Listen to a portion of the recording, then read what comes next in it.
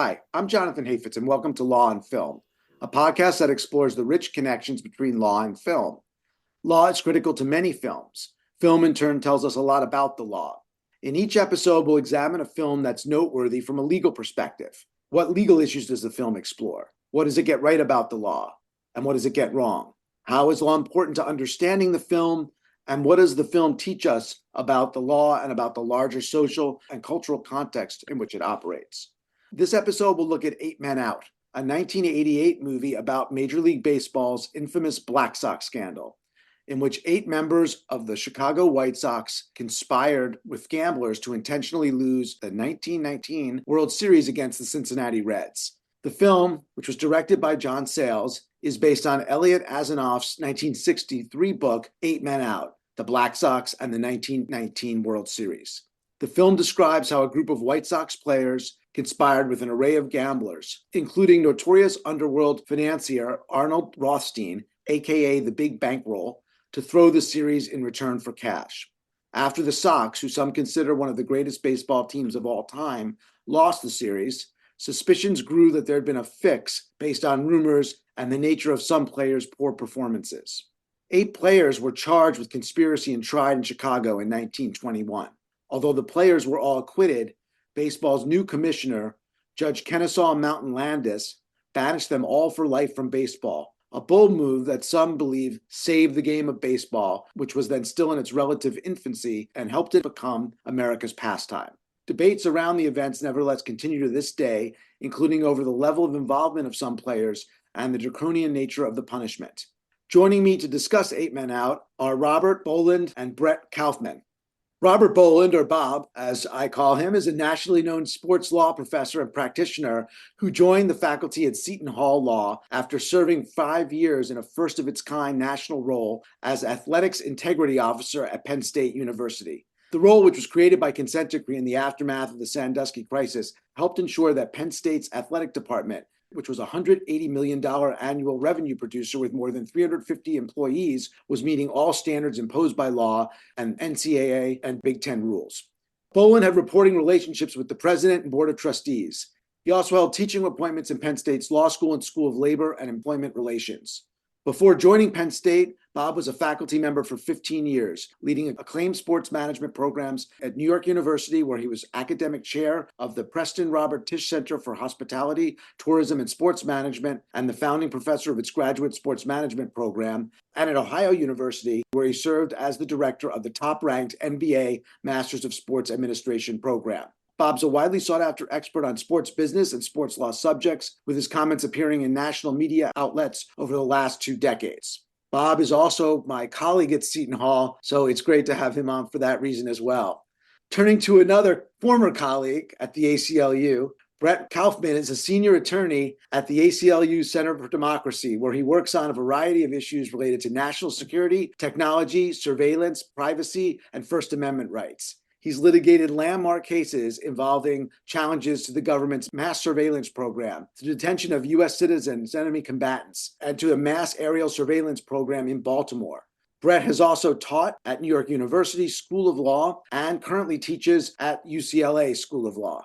Brett, formerly, before his storied ACLU career as a prominent civil liberties litigator, was the baseball beat writer for the Stanford Daily in college and wrote features for Baseball America. He also wrote for David Roth's long-defunct The Classical website.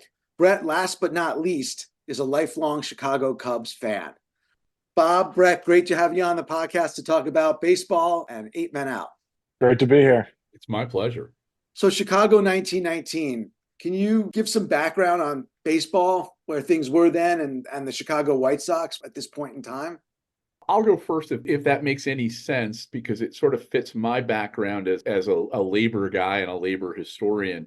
The history of baseball is really a history of controlling players. By the early 1900s, the Central League, led by Ban Johnson, to which the White Sox were a part of, had grown dramatically and was poaching players from the older, more established National League. And to put an end to that, Major League Baseball or baseball, there wasn't a Major League Baseball then, recognized the Central League as the newly named American League and created a World Series as a result.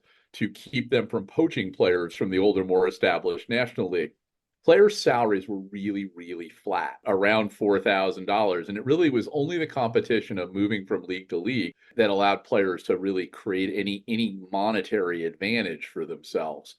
We see a lot of case law out of the early days of this. The Napalajiwee case where an injunction was enforced and then ultimately couldn't be enforced in another state. We have a lot of fun cases out of that. By the mid-19 teens, a group of owners and a group of players had come together to form the Federal Leagues.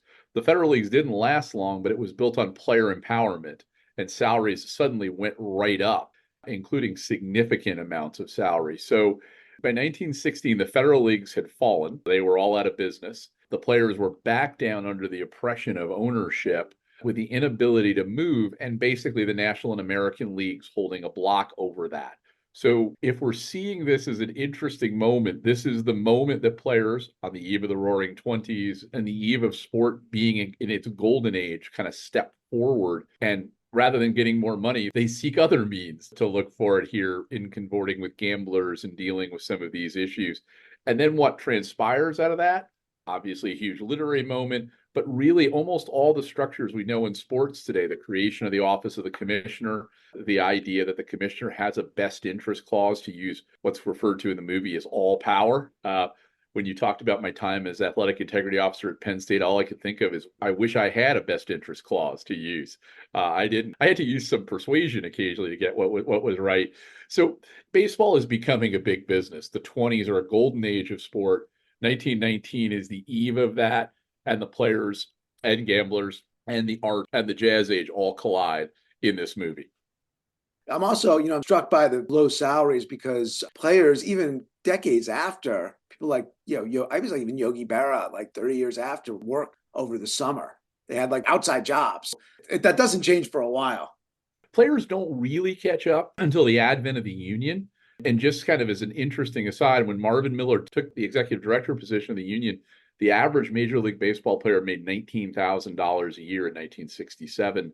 When he retired from the executive director position, it was $225,000, and now it hovers somewhere in the $3 to $4 million range. With the empire, the owners getting smarter about how they pay through the successive time. But it's a remarkable, remarkable change. And if you think about it that way, from about $4,000 a year in 1900 to about $19,000 a year in the 1960s, that's not a lot of progress in salary. No, not at all. And the way the film describes it, the players who agreed to throw the series, including White Sox star pitcher Eddie Cicotte, played by David Strathern, thought they were being underpaid and exploited by their owner, the White Sox owner, Charles Comiskey. You said if I won 30 games this year, there'd be a $10,000 bonus. So? I think you owe it to me. Harry, how many games does Mr. Cicotte win for us this year? 29, sir. You had Kid bench me for 2 whole weeks in August. I missed 5 starts. We had to rest your arm for the series. I would have won at least 2 of those games. You knew that. I have to keep the best interests of the club in mind, Eddie. I think you owe me that bonus. 29 is not 30, Eddie. You will get only the money you deserve. Anything else? No, Mr. Comiskey. That's it. So you talked a little about the baseball salaries at the time, but was Comiskey better, worse, or about the same as the other owners? I think history would sort of show that Comiskey was certainly probably more enlightened than the other owners. He had a championship level team. He had access to a big market. He was competing for a city to some degree. So he was in the business better than most are. But again, in the business for 20% more than others were, not exponentially more. We won't confuse him with 1970s or 1980s era George Steinbrenner. Was he like 1970s era Charles O'Finley? But Finley, better than Finley, but he had a dynasty and wanted to keep it going and, would try to do well. But again, he had no real pressure from the marketplace to pay players. And that I think is such an important piece of the entry point to this film that we don't think about today or look back on today. Yeah, and just talking about the film for a moment, I mean, obviously the book that Asinof wrote and the film that Sayles made really rely heavily on this idea that it's really Comiskey as a villain. He's underpaying them, and it's almost like you're sympathizing with the players that they're just not getting what they deserve as these big celebrities. And it's understandable that they would seek a big payday. But as Bob explained, that wasn't really the truth of the matter when it comes to the real motivations for the fix. It was easy money, right? That was ultimately the issue. We could take advantage of this. And the other extraordinary parallel of this is we're living in this world right now that for 100 years, betting was the original sin of sports, the thing we feared most. Now, in every sport, we're inviting betting in, and we just marked a Super Bowl in Las Vegas to show you how much that's changed. The other thing about, and Bob probably knows his history really well, even better than I do, but there was just a regular amount of game fixing going on in baseball and other sports during this time period. And there were even rumors that the Cubs had thrown the previous World Series. So I don't think the average fan, or especially the in the industry sort of person, was surprised at all to hear rumors about what was going on in 1919. It even came out that Comiskey himself had heard rumors before the fix even happened that this was going to happen. So I'm sure we'll get to the modern implications later, but it is kind of amazing after you see Landis come down so hard, really ridding the game of gambling, until the last few years. And now you can't watch a baseball broadcast without seeing gambling thrown at you on the ticker and everywhere else. So it really is an amazing thing when you think about it in context. And rewatching this movie in today's environment, I think, is really, really enlightening. Yeah, it's striking to see how kind of normalized gambling was, and not just gambling among spectators with players, but fixing of the games. It didn't seem as out of the blue or extraordinary then as it might today, although, as we'll get to, maybe that'll change as the more gambling takes over sports. Baseball certainly lends itself to some sort of white level of fixing or gray level of fixing because there are so many games. Games don't have that high a significance in who wins the pennant most often. And the teams, and particularly then, weren't terribly evenly matched across the big leagues, that you could see a level of corruption kind of come into this. We're almost seeing a parallel of that now in an interesting way with NIL coming into college sports. And NIL jokingly stands for now it's legal. It's always been a level of corruption that's existed. Now it's been unearthed and declared okay. And so I think this is one of the interesting parts, that this was something that was floating in and around the sports for years. And now was sort of unearthed and light was shown on it. And the leagues were absolutely desperate to bury it as quick as they could. Yeah, Bob, you mentioned the sort of inventory of baseball, naturally leads to the more possibility of fixing games.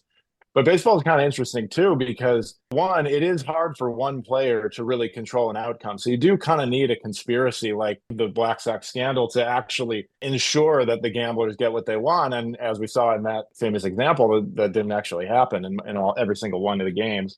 The other is the centrality of the pitcher. Obviously, the pitcher is the one who really can control matters. And that tended to be the decisive factor during the Black Sox scandal as well. But you also mentioned how hard it was to get caught. And I think sort of the natural futility of the average baseball player really speaks to that. If you go 0 for 5, odds are you probably were going to go 0 for 5, maybe 1 for 5, even a superstar. So baseball is this weird confluence of a type of game where a fix is very hard to detect and certainly hard to pull off as well. Right. I mean, even, great pitchers are different every day. So sometimes it's hard to know if it's a bad game. I mean, I think at a very micro level, you can look at what they're throwing and the speeds and the velocity. And maybe you can think they're taking something off, but it's not going to be immediately visible to the naked eye. They don't have to do much, I guess, a pitcher to affect an outcome in the opposite direction. Yeah, one pitch, especially in a tight game, that could be everything. Obviously, with all the cameras and the data science that they have going on now, everybody would on Twitter be saying this guy seems to be taking off something, a curveball, or it doesn't look right. But, that would likely point to an injury. So there's a lot more scrutiny. I would say, Bob, I don't know, you probably have a good perspective on it. The biggest protection against that today is the salaries. I mean, these guys don't need to go take a risk and place a bet on the other team in the way that they might have even during the Pete Rose era. So, I think that tends to be the one thing that gives you sort of a sense that none of these guys are really going out of the way to fix a baseball game, especially in the major leagues these days. It would certainly take a lot more than small money to do this and to risk one's career. Although, oddly enough, we keep seeing examples of fixing activity out there for people that would never or should never be involved in them, whether it's that they think it's easy money, whether they think they won't get caught, or they're just addicted to gambling. It still sort of surfaces periodically. Just this past year, 8 NFL players, and I think really of the 8 who were caught, really are going to lose their career except for one. So the fact that it's out there still and an issue is worth revisiting this story, which tells it so eloquently.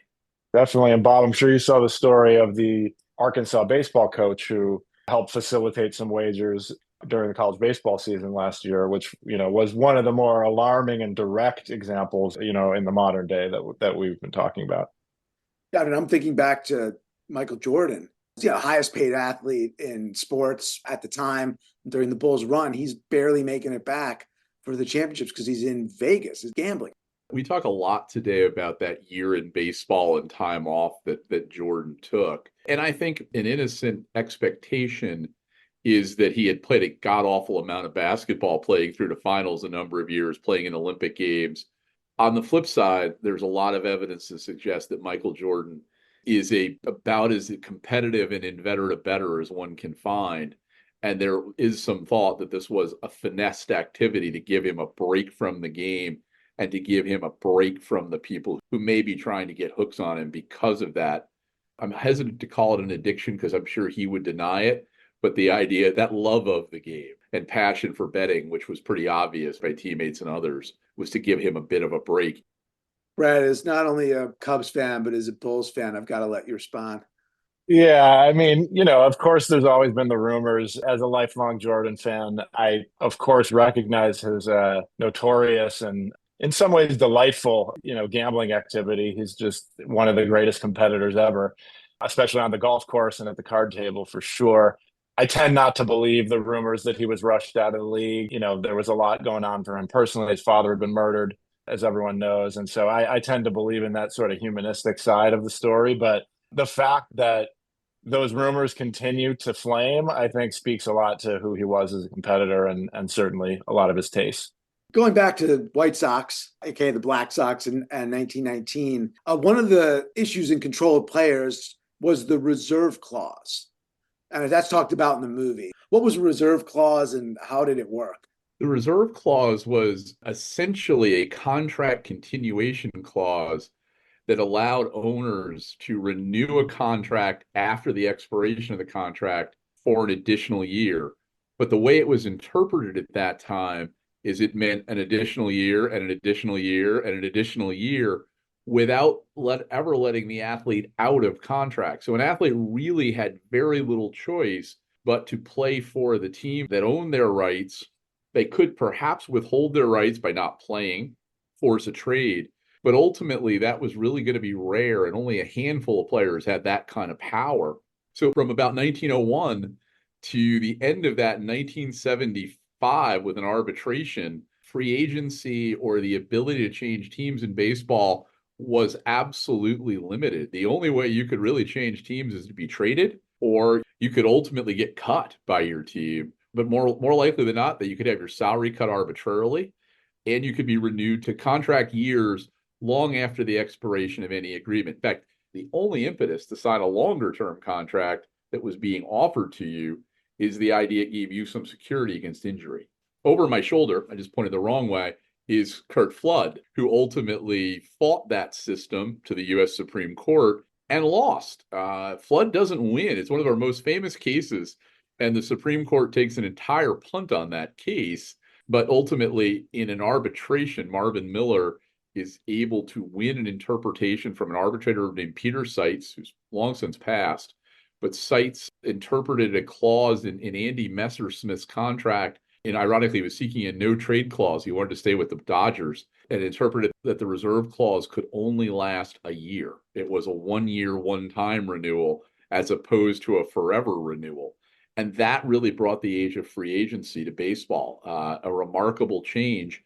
And that really is the thing that drove the salaries up even greater, exponentially greater. I think they need to make that movie, the Curt Flood story. I feel like it's so important. It's such a piece of the fabric of the 60s and 70s because it's such a African American player, had experienced racism, playing on a successful integrated team, doesn't want to get traded to Philadelphia. And so in the movie, the Black Sox players are first, they're indicted sometime after the World Series as the stories start to percolate. There's public attention. They're indicted for conspiracy to defraud, and they're tried in Chicago in 1921. Three of the players apparently had testified about game fixing to the grand jury, but despite that, the players are acquitted. Now, the film suggests that this grand jury testimony mysteriously disappeared, although, as I understand, it was recreated from stenographer's notes. But in any event, despite this evidence, the players are acquitted. What explains the result and anything significant about the trial? Jury nullification? Chicago style? 3 signed confessions. That's a tough hand to beat. This is Chicago, my friend. Anything can happen.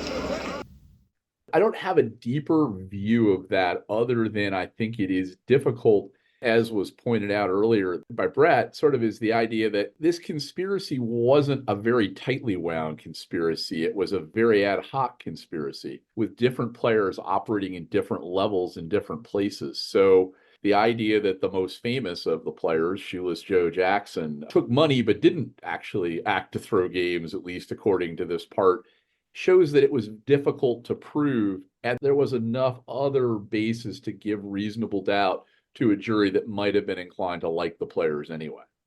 I tend to buy the nullification theory. I mean, the trial itself was notoriously a circus, which I think is nicely portrayed in the film. Sayles does a good job of capturing sort of the like entertainment value of a courtroom trial in the 1920s really well. The Chicago Tribune famously reported that the scene that covers the credits of the film, where the players are celebrating in, a restaurant, celebrating their acquittal. Famously, the Tribune reported that the jurors were celebrating in another room and they eventually all joined the party together. And so that just gives even more credence to the idea that these were beloved ball players. The record in the case was a sort of a mess. There was leaking going on throughout from the grand jury and all kinds of stuff. And I think the simplest explanation is that the jurors simply identified with the players and didn't want to put them in jail. And so after the trial, it looks like everything's okay, right? They're going to go back. There's the players, you said, are celebrating. Fans are celebrating. But then the commissioners appoint federal judge Kenesaw Mountain Landis to become the first commissioner of baseball. They give him this absolute control over the sport, Bob talked about earlier, to restore its integrity. We felt that with your record of service and with the high esteem the public holds We need a commissioner, someone outside of baseball who would have certain powers. Absolute power. Absolute powers. Won't work any other way. People won't believe it. Absolute power. Well, anyhow, we felt that the man that cleaned the Reds out of the country during the war was the right man to clean up baseball. We are prepared to offer you a 2-year contract. Lifetime contract. Lifetime. Man worried about his job, bound to play favorites. You gentlemen don't want that, do you?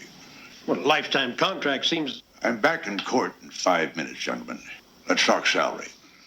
So despite the acquittal at the trial in 1921, Landis bans permanently all 8 men from baseball, a punishment later defined by the Baseball Hall of Fame to include banishment for consideration in the Hall of Fame, and all later requests for reinstatement were denied.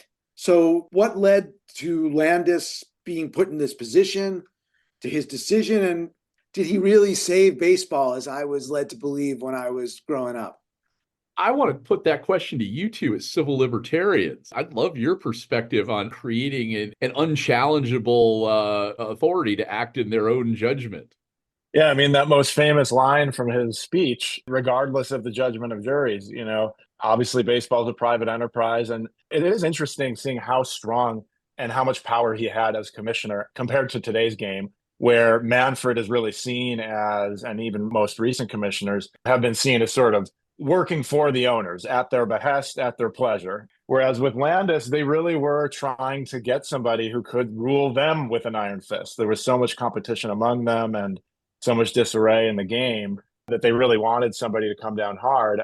I'm super sympathetic to the stories of guys like Shoeless Joe and Buck Weaver who claim they didn't have anything to do with this and really didn't have a chance to put on any defense before the commissioner, before being banned. I'm very sympathetic to the sort of posthumous cases for their inclusion in the Hall of Fame. Absolutely. But in terms of what Landis did, I mean, Landis, he seems like a really interesting guy. There could be a really cool movie made about him as well. He presided over one of the first antitrust trials and actually imposed a fine of what today would be like $1 billion on Standard Oil. That was reversed by the Seventh Circuit. And he also presided over the trial that I think would become the famous Federal Baseball Club v. National League case. Bob, you probably know way more about that than I do. But so he was kind of involved. The other interesting thing about him becoming commissioner was he continued to be a judge, and he made about 8, 10 times what he was making as a judge as commissioner, which kind of shows you the relative financial situations of those two situations at the time as well. So, Bob, you probably know a lot more of that history than I do. Well, I think you set it up perfectly. Landis negotiates pretty strongly for his power and kind of knows this, but he had also come on the radar screen of the owners in deciding against the federal leagues in trial court, the players in an antitrust claim. And there's sort of that whisper that he'd done the right thing for the owners before. So Landis is this incredible vectors of contradictions. His father was a Union Army general. He's named Kenesaw Mountain after the battle in which he loses his arm. His father lost his arm. Except Kenesaw Mountain Landis was one of the people that kept the racial barrier up in baseball. He is the good government guy, but it never seems like he has any problem hanging out with the lords of baseball and managing them. And yeah, he was successful in negotiating the power to rule over them.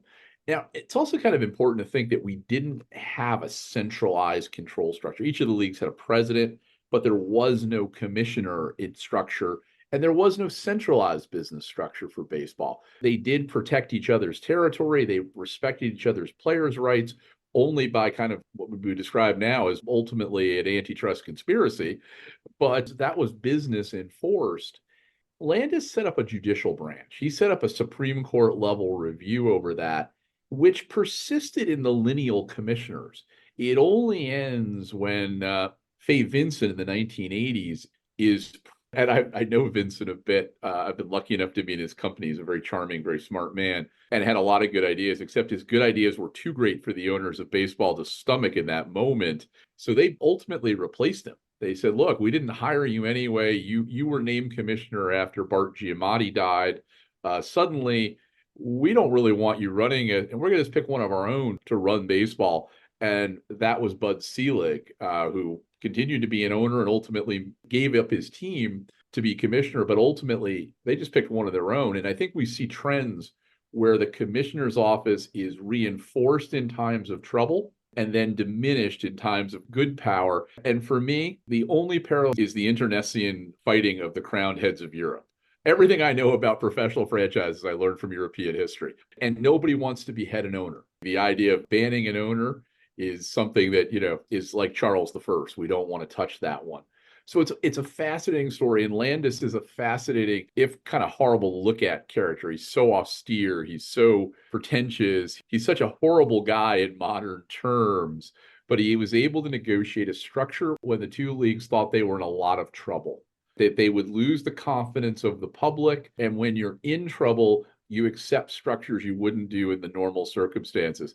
I'm kind of reminded of talking to some of the people who were at Penn State in the peak of Sandusky. I came along later and occupied the position for the second time. But most colleges haven't adopted one of those because they don't want that person there. They don't want somebody governing them or even talking to them about integrity. They want to talk about winning and making money. So it's an interesting concept that the position was created in a crisis. So it takes a crisis sometimes to create it. On the other hand, as Brett said, it's turned into a really effective managerial structure. And the commissioner now is really just the chief operating officer of the sport. And to some degree, if you look at Roger Goodell in football, the human shield for the owners. I'll take on your foibles. Don't look at you. I'll look at me. So it's an interesting one. And for me, I can see, I'm like James Joyce thinking about a pub song.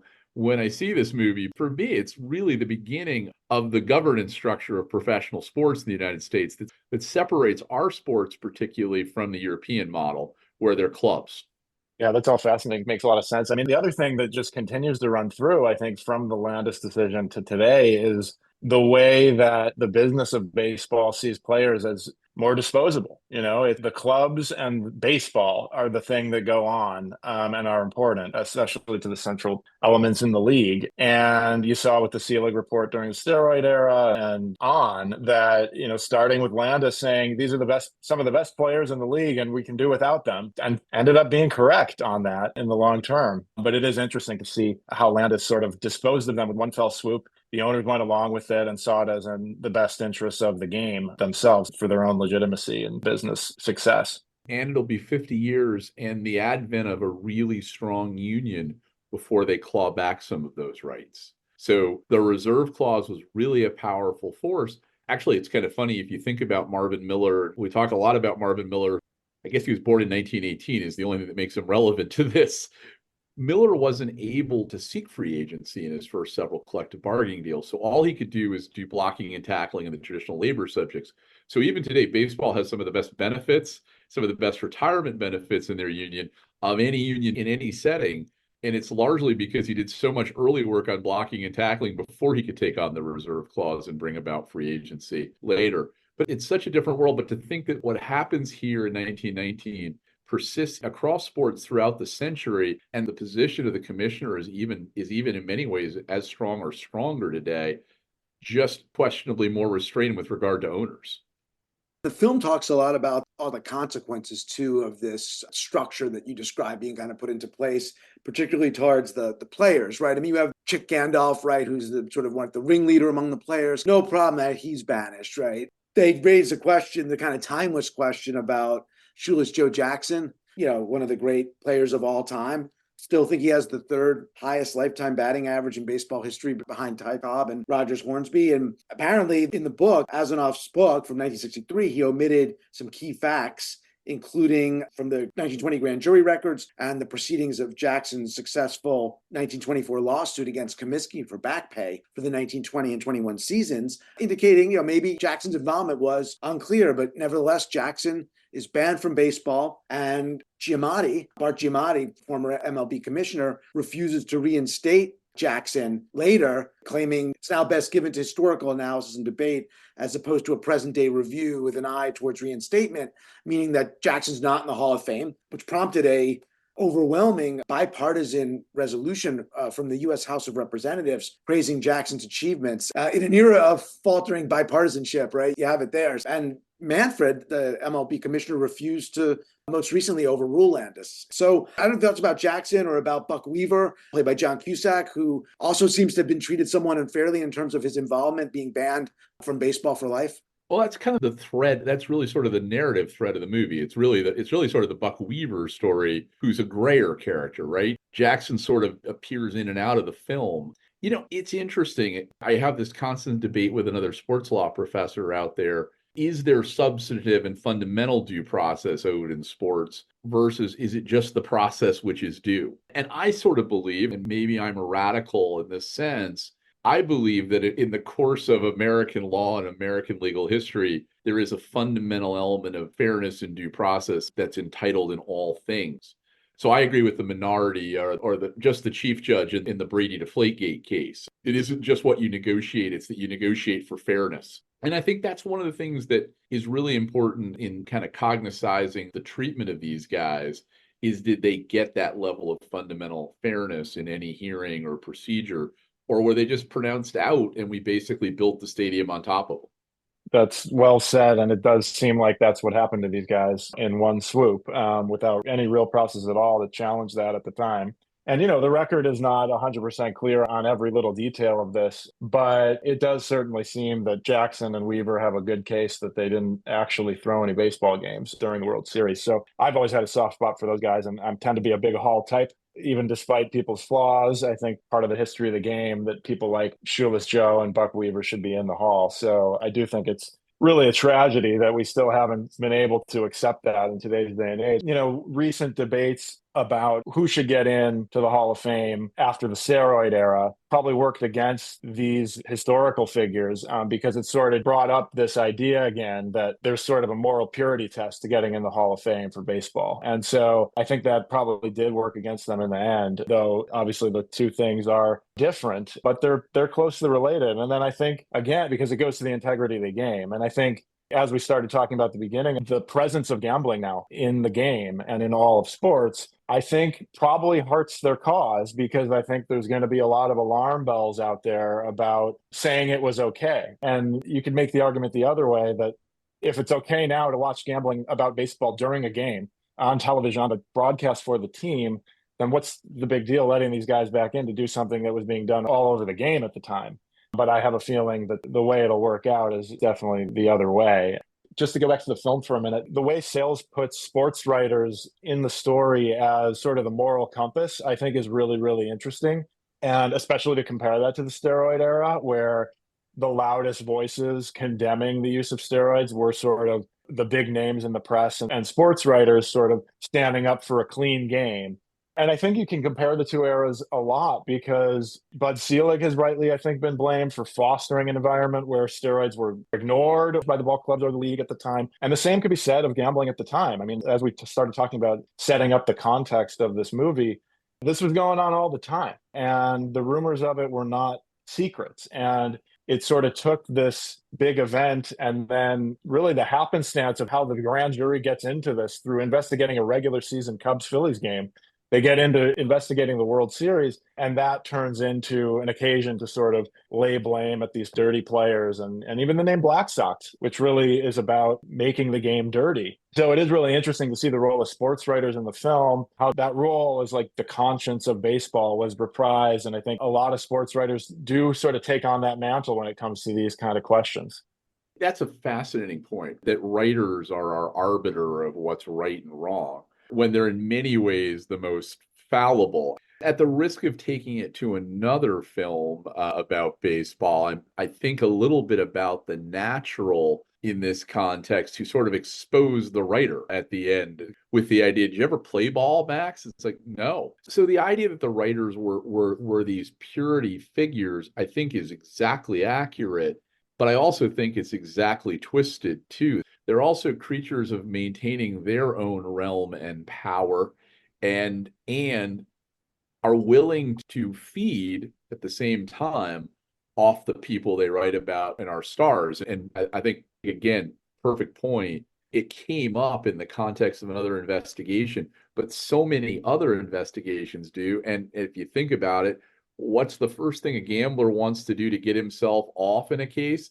I'll give you a bigger conspiracy. I'll give you a better, bigger investigation. Fixing a regular season game? No, they fixed the World Series. Watch. And if you're in that space, having been a player agent for a while, player agents are always happy to give you another player agent who's cheating or doing something bad. Coaches a little bit the same way.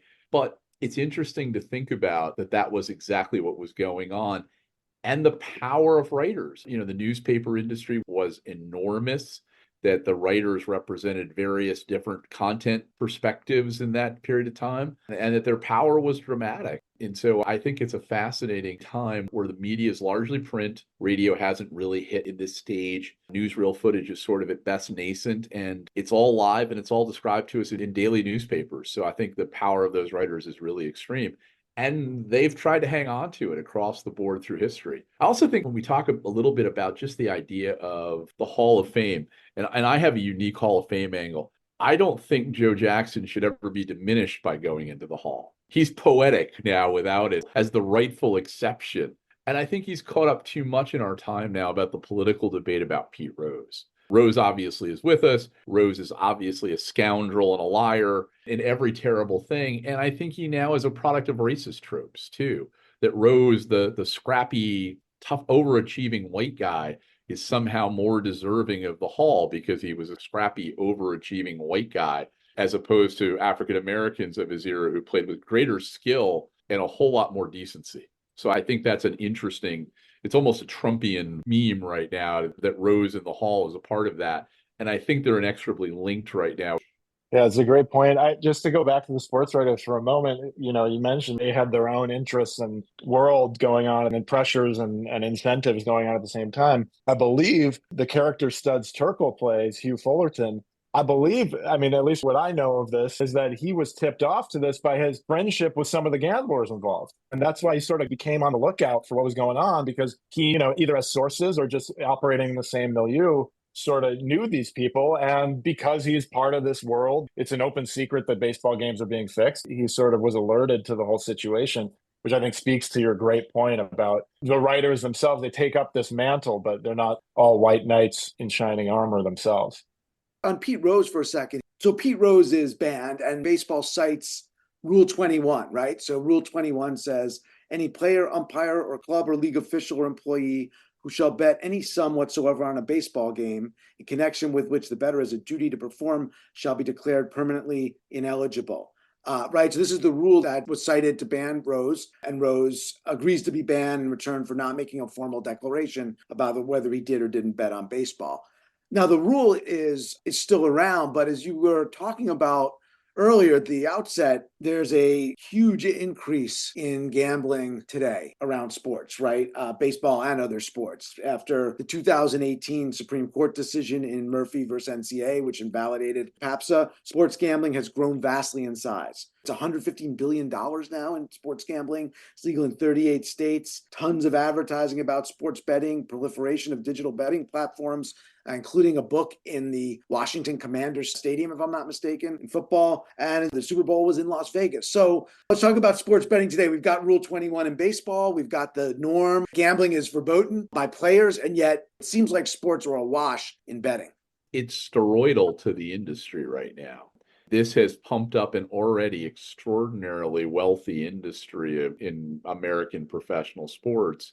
And it's all new money, and it's all coming into the media that covers it or to the leagues themselves. And because the leagues are really smart now and have gotten collective bargaining agreements out 7, 8, 10 years, the players are barely tracking this and catching up. This is newfound money for owners, either whether it's thought of as a third party, related party transaction or a non-playing revenue transaction, the leagues share revenue. It's all newfound money.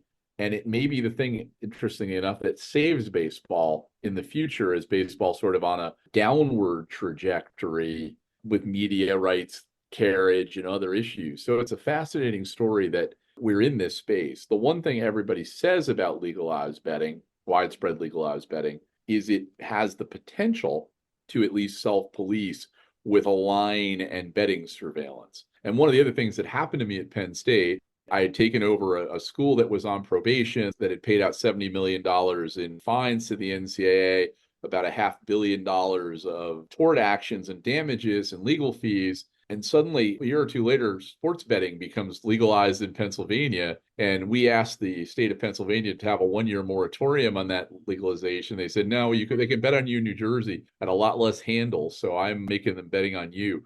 So we've let our desire for money to expand our care about betting. And we send a lot of mixed messages. We educate poorly. And I'm not singling out the college space, but even the professional leagues educate poorly. And we have real challenges in this space as to both the legality and the morality of how we aim up sports betting product. Although I don't think it's going to go away anytime soon. I mean, I can just speak about it from the fan perspective. I am aware of betting. I enjoy a little sports gambling. I certainly knew family friends that had a bookie that call up with a little code, in the Bahamas or whatever, but that was a very small little business. And seeing it on television every day, the thing that hits me the most is the speed with which it took over. All the leagues just saw a payday and started warming up to it. But the speed with which it really took over, you have alternate broadcasts on ESPN that are about gambling. You have ESPN offering bets on games that it is broadcasting. I mean, while I understand the sort of self-policing, this is all sort of highly regulated kind of argument, I think we have no idea where this could lead, just given the presence of it in the modern game. And especially, when you think about possible scandals going forward, who I think being pressured to participate in something like that are the players, especially in baseball structure, where we don't have the reserve clause, but you belong to a team under a maxed out contract for 7 years. And so that I think is where the most pressure would be for a player to take an under the table payday to do something, equivalent or similar to what's portrayed in the movies, because those are people who are frequently performing at the level that is most valuable to the team and yet are compensated what, most of us would think is very well, but not really relative to what their peers are making for the same kind of performance in the game. No, Brett's totally right. The idea that the leagues have used the analytics to get players down to the controllable early years of their career and to really take away mid-tier earners. There are superstar earners and there are low-tier earners. There aren't as many mid-tier earners as there used to be in any sport. And that takes away some of the stability of the sport in a lot of ways. And I think the other thing that we're seeing in this current wave of sports betting, which isn't true in the movie, is the amount of proposition betting that doesn't involve the outcome of the game, but is often within control of a player or within the control of a couple of players. And that was always my fear overseeing an education program in betting in a league that had no money, college sports, was the idea that could we figure out a prop bet that didn't affect the game that I could game with my friends and start to make money that would be hard to trace. And even with good surveillance today, it's very hard to trace prop bets and prop bet manipulation. What's a good example of a prop bet? I'll give you the best one that I can think of is a proposition bet will be in time and circumstance in a game, I'll miss the next free throw. I can still be a 91% free throw shooter, and I'll miss the first free throw of the second half, and my friends know I'm going to miss my first free throw in the second half every time. You're not going to pick that up in a pattern for a long period of time. The only way you'll probably pick something like that up when you get to it is you'll pick it up off a large number of bets being placed on that somewhere unusually. So it's only the betting line that does it. And baseball lends itself to next batter will hit a double, hit a triple, hit a single, strike out. And so there is a lot of manipulation, as Brett even talked about earlier, the frustration of baseball, where failure is the norm, at least 66% of the time, unless you're a real big all-star. It's easy to allow those failures to just sort of count out. So I think that's one of the challenges that we're going to see out there in space. And because sports books and betting entities are offering anything that's televised as an hors d'oeuvre to bettors, baseball has a lot of potential hors d'oeuvres in its bets to place. Baseball is an anomaly in the major sports leagues just because of the number of games that are played in the regular season, which I think a lot of people draw the line from that to the loss of viewership among younger people and the loss of attention spans in the modern world. And so it is particularly dangerous in baseball, where there is sort of a temptation, I think, to the powers that be to sort of gear the game towards more engagement on a betting level, where they're losing engagement on sort of just a pure fan level on a day-to-day basis over the summer. So I think you're totally right, Bob. It sounds like you're unlikely to get a repeat of the Black Sox scandal where you had the top players involved in this kind of conspiracy, albeit a loose one. There were like two different sets of gamblers that were involved, but the big players have too much to lose between the propositional betting and or some lower level player that doesn't make as much at the low end that's being controlled in the contract system doing something to affect the outcome. That's where you'll see a kind of incursion of gambling into affect the outcome of a game potentially. Yeah, I think that's probably correct. Although I'm still struck that a college baseball coach who makes $550,000 a year was willing to have a friend place bets against his own team and ultimately got caught and lost his job quickly and will never be employed again, as far as I can imagine. So betting offers these very strange incentives to people and very strange hooks to people. And that's one of the things that, again, I think why the movie and why Landis at least can be judged semi-favorably, at least with regard to this, is it was needed to wipe out all those hooks and incentives that if you bet, it comes at the cost of your career. And we've now taken away all that clarity of lines. Not that I'm suggesting in any way that all punishment should be capital for all crimes.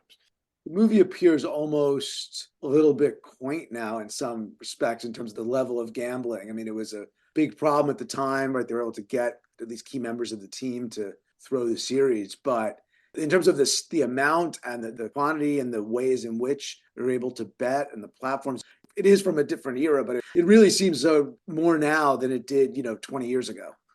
Well, also the incentives of the major, the financial figures, the mobsters involved. I mean, today Arnold Rothstein would own FanDuel. He wouldn't need to fix the World Series. He'd be the house and he'd be making his money the straight up way. So it is a totally different world than existed back then. And the incentives of not only the players, but of the figures involved with, orchestrating the fix don't really map onto the modern world anymore. It's the size of money. Yeah, I think Brett's absolutely right.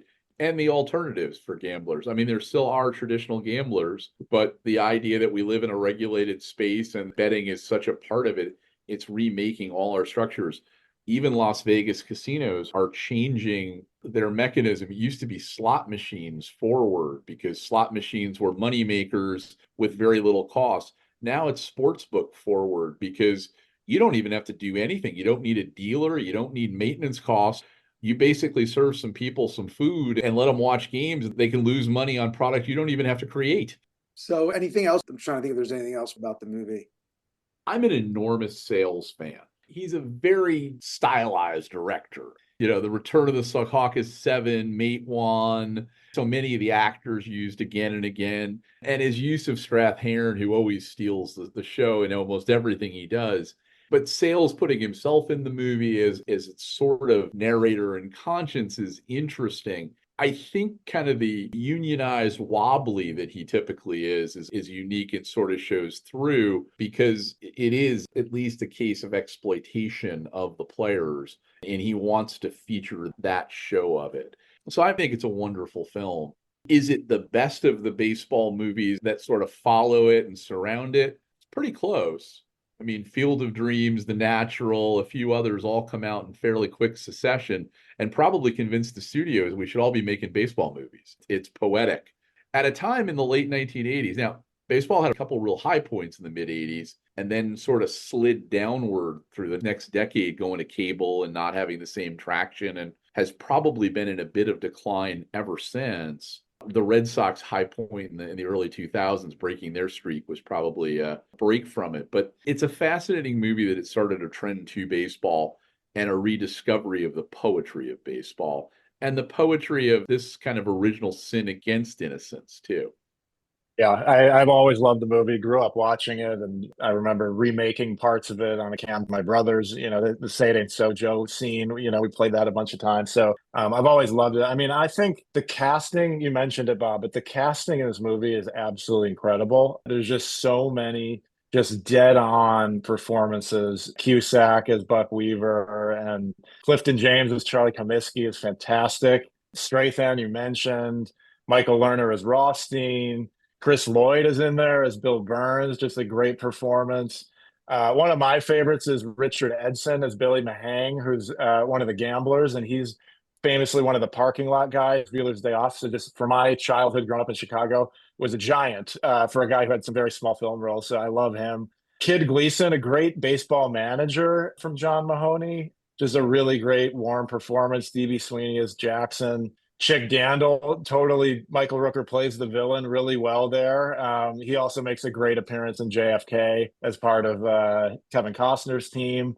And then you got Studs Terkel and Sayles himself as the writers. And as you mentioned, the moral compass, you got Sayles singing that parody song on the train car, just sort of shaking the finger at everybody, which is a fantastic scene. So it's a really well-made movie, great period piece, good music, and really, really excellently rewatchable for sure. Anytime that's on some kind of TV, whatever, I'll just watch it.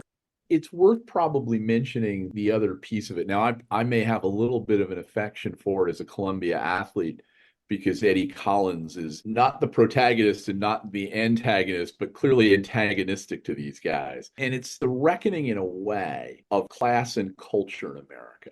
Here's the star player, the clean player, Collins, actually pointing a finger at guys who smoke and chew and drink. And it fits this era. You might as well point a few of them out as Catholics or immigrants or something else. It picks that up really neatly. And it picks up Collins as this guy who, with an Ivy League degree, a Hall of Famer, a guy who's really a guy from the last era of baseball, still hanging on, is unique in that way. There was There was a time that Columbia had the most graduates or most former players in the Baseball Hall of Fame. That ended shortly after Gehrig went in. And Gehrig was paid by his college baseball coach to sign with the Yankees. So, not exactly the clean process there, but it's a unique one to think about. And one that I kind of hang on as a jock who wore Columbia blue.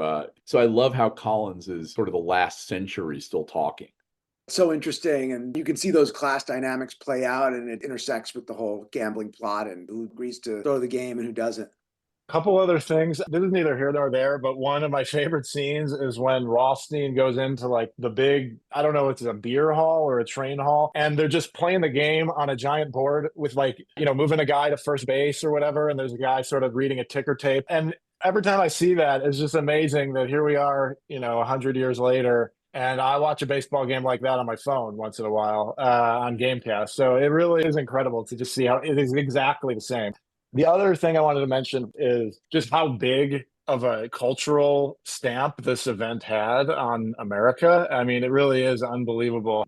And I think the story of it, the mythology of it, the martyrdom of Shoeless Joe, as Bob referred to earlier, I think it's just a huge part of American culture.